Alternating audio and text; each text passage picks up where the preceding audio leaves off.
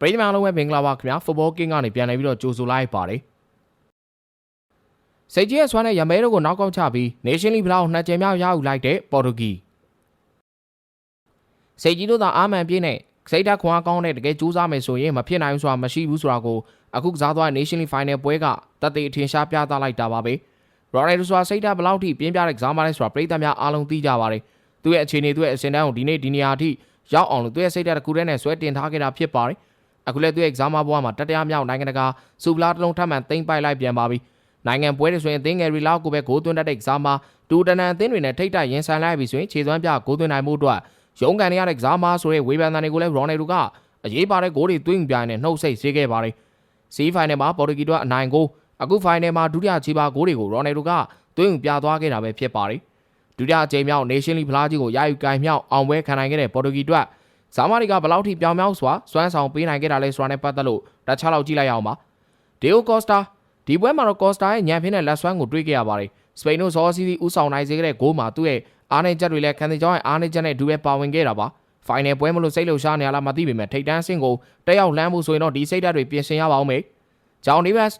ပေါ်တူဂီရဲ့ညာဆုံးခံစစ်နေရာနေကစားသွားခဲ့ပါတယ်မာရီနက်စ်ကသူ့ကိုဘာကြောင့်ဒီညမှာထားကစားလဲဆိုတာမေးခွန်းထုတ်စရာဖြစ်ခဲ့ရပါတယ်ပေါ်ပါလင်မြန်တဲ့စပိန်ရဲ့ဘယ်ဂျန်တိုက်စစ်ကိုရင်ဆိုင်မှာရုန်းကန်ခဲ့ရပါတယ်အိုင်ဘတ်ကွန်စီကို 1xbet တို့ကိုနိုင်ငံတကာပေါက်ကြီးတိုင်းဖုတ်ဘောကင်းမှာကစားလို့ရပါပြီ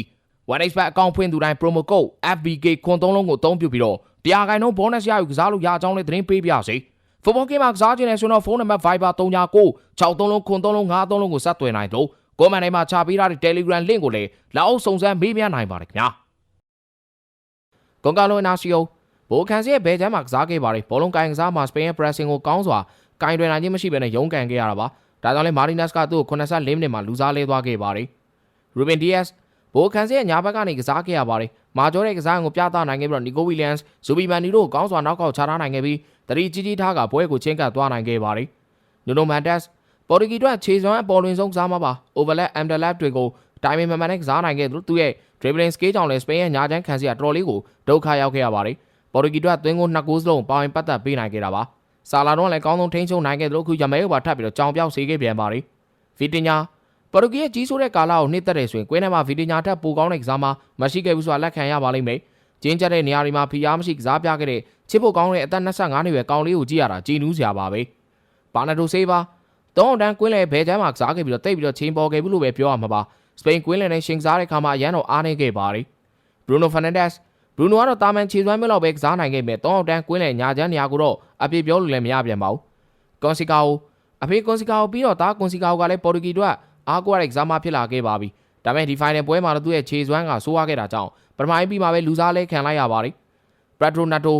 သူအားတန်တဲ့ဘယ်တော်မှတိုက်စစ်နေရာကနေကစားခဲ့ရပေမဲ့စပိန်ကန်စီကြောင့်ထိရောက်တဲ့ချင်းချောင်းမှုတွေမလုံနိုင်ခဲ့ပါဘူးနူနိုမန်တက်ခြေစွမ်းပြသွားခဲ့လို့သာပေါ်တူဂီတို့ကန်ကောင်းသွားခဲ့ရတာပါရော်နယ်ဒိုအရင်တော့ကတော့ပြိုင်ဘက်တွေအတွက်ကြောက်စရာမကောင်းတော့ပါဘူးဒါပေမဲ့သူ့ရဲ့ရှိန်ဝါနဲ့ခြေစွမ်းပန်းတော့အနေထားတစ်ခုမှရှိနေသေးတယ်ဆိုတာကိုကောင်းစွာပြသနိုင်ခဲ့ပြီးတော့ပေါ်တူဂီရဲ့ခြေပါဂိုးတွေမှာအရေးပါတဲ့နေရာကနေပါဝင်ခဲ့ပါတယ်ရော်နယ်ဒိုကြောင့်ဒီဖလားရလူတော်ပြောနိုင်ပါတယ်ပရိသတ်များအနေနဲ့ကတော့ပေါ်တူဂီစားမတွေထဲမှာဘသူရဲ့ဆွမ်းဆောင်ကိုအကြိုက်ဆုံးလဲဆိုတာကွန်မန့်ကနေပြောပြခဲ့ပါဦးစုံနေကြည့်ပြလို့လည်းအားလုံးကိုကျေးဇူးတင်ပါတယ်